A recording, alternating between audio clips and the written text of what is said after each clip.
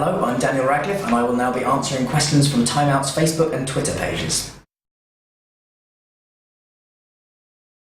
Shauna, my answer on this has changed a few times, but I think now I would definitely say archaeologist. I could quite happily see myself kind of up to my knees in mud in a quarry in Sussex somewhere for the rest of my life, being very happy. I mean, my favourite superhero was always Spider-Man, so I wouldn't mind having the web things, but then again, in the comics, they weren't even a power, they were something he made. He had web shooters, or blasters, whatever you call them. But in the film, they made that organic. I don't know.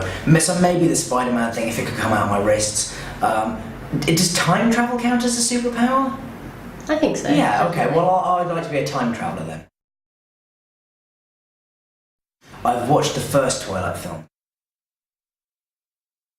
I don't really like... The films have never been released at the same time. We've never been in any kind of competition with each other, so like... we don't care about the rivalry. The rivalry is all like... other people care. I guess the fans kind of like to pit themselves against each other, which is just strange.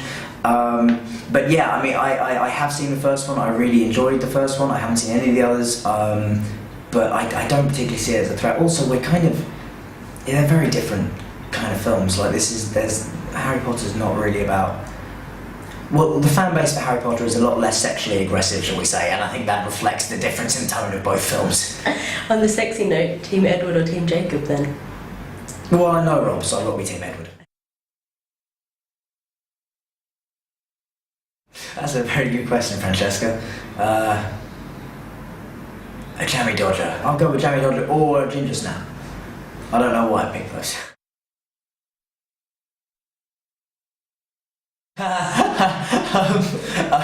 Why would Chris like me to stop doing lead scenes? I don't know.